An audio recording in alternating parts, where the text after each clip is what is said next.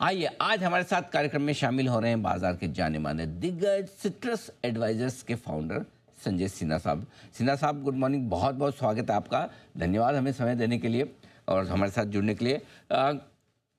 काफ़ी कुछ देश और दुनिया में बदलता हुआ दिख रहा है, कैसे देख रहे हैं आप इन हालात को? इनको देखते हुए बाजार के डायरेक्शन पर क्या है आपकी राय?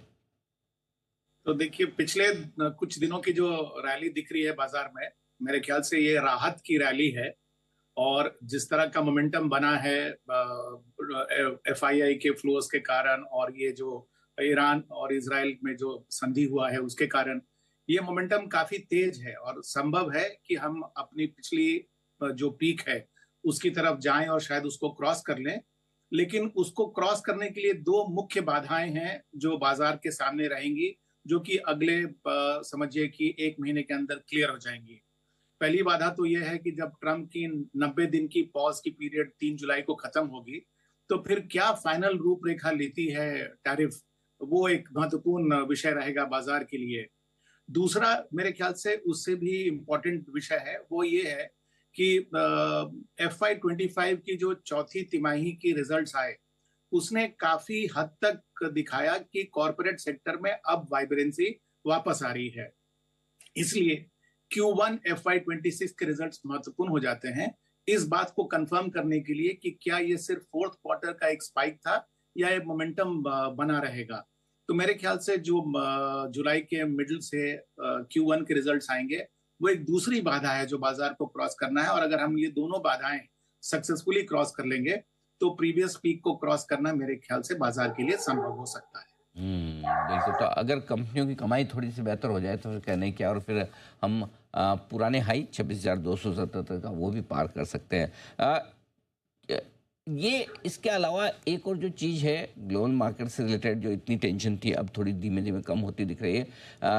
कैसे आप देख रहे हैं, क्या इसके चलते फिर से एफआईएस की बढ़िया खरीदारी फ्लोज भारतीय बाजार में आने की उम्मीद रखी जाए? तो देखिए, एफआईआई के फ्लोज के जो फैक्टर्स रहेंगे वो मेरे ख्याल से 2-3 होंगे। सबसे बड़ा फैक्टर रहेगा यूएस इकोनॉमी में इंटरेस्ट रेट्स का ट्रेजेक्टरी, क्योंकि अगर वहां पर इंटरेस्ट रेट्स अगर स्ट्रांग रहे तो फिर संभव नहीं है कि बहुत ज्यादा फ्लोज एफआईआई का आएगा।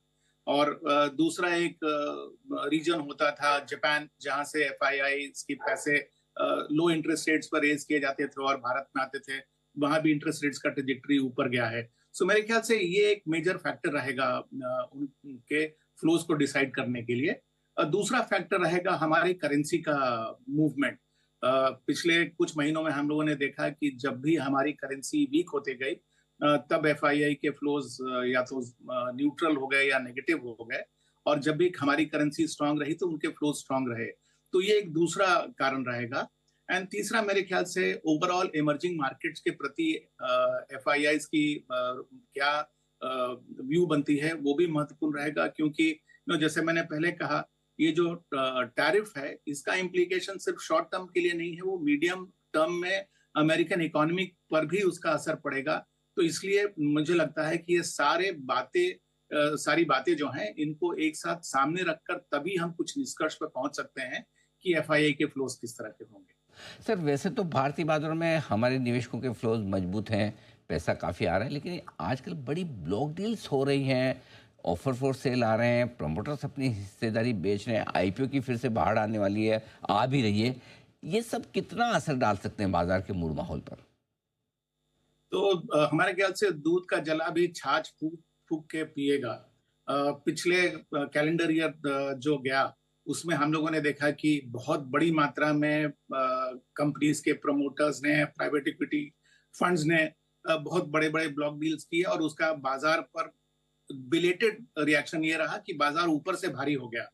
मेरे ख्याल से जैसे बाजार में तेजी आई है, ये ट्रेंड दोबारा शुरू हो गया है। इस ट्रेंड को बरकरार रखने के लिए डोमेस्टिक सेंटिमेंट्स और डोमेस्टिक फ्लोज का स्ट्रांग होना बहुत जरूरी है। पिछले महीने जो नेट इक्विटी फ्लोज के नंबर आए उसको मैं एक एबरेशन मानता हूं, क्योंकि बहुत महीने के बाद, हमारे ख्याल से अप्रैल 2024 के बाद ये नंबर 20,000 करोड़ के नीचे गया था। तो अगर आगे के महीनों में ये नंबर अभी भी 20,000 करोड़ के नीचे रहता है तो शायद इस तरह के जो इक्विटी ऑफरिंग्स है उस पर उसके कारण बाजार भारी हो सकता है। लेकिन अगर इक्विटी फ्लो स्ट्रांग रहे तो मेरे ख्याल से बहुत ज्यादा एपेटाइट है डोमेस्टिक इन्वेस्टर्स में कैपिटल को एब्जॉर्ब करने की। ओके, तो ये आपके लिए फ्लोस के लिहाज से बिल्कुल पैसा आता रहा बाजार में तो दिक्कत वाली बात है नहीं। सिन्हा साहब, बहुत बहुत धन्यवाद आपका, आपने समय दिया और विस्तार से बाजार के डायरेक्शन के बारे में हमारे दर्शकों से बातचीत की। Thank you so much sir, जल्द आपसे फिर मुलाकात होगी। आज के लिए बहुत बहुत धन्यवाद। आइए बढ़ते हैं हम थोड़ा